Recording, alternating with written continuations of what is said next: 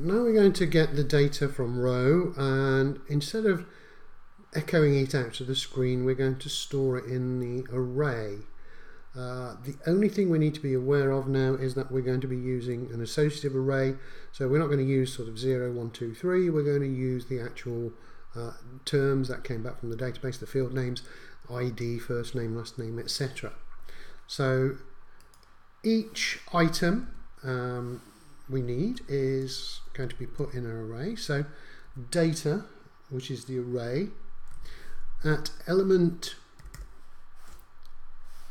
let's use double quotes, ID is whatever we found, and this is what we printed on the screen last time, row ID.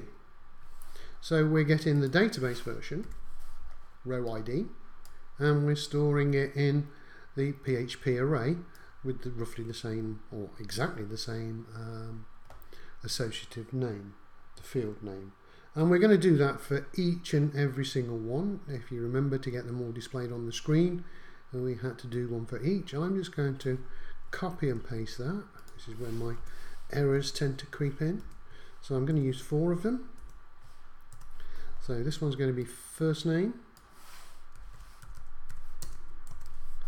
Well, this one's going to be first name. This one's going to be last name. So this one is last name. It's quite straightforward, just a little bit complicated to get your head round and probably invent in the first place. So there we go. I've now got the 4 fields and the data from the 4 fields from the database, and I am now storing them in a PHP array ready to build the JSON. I could, if I wanted to, make sure that it's all working nicely. So for example, I could print it out to the screen and give it a little test run. So echo whatever is at data ID, oops, need quote marks, data ID, and just print it out. What I should get is 1, 2, 3, 4 printed on the screen, but it's just something there to convince me that something's working, that I've actually pulled the information from the database and stored it in my own array.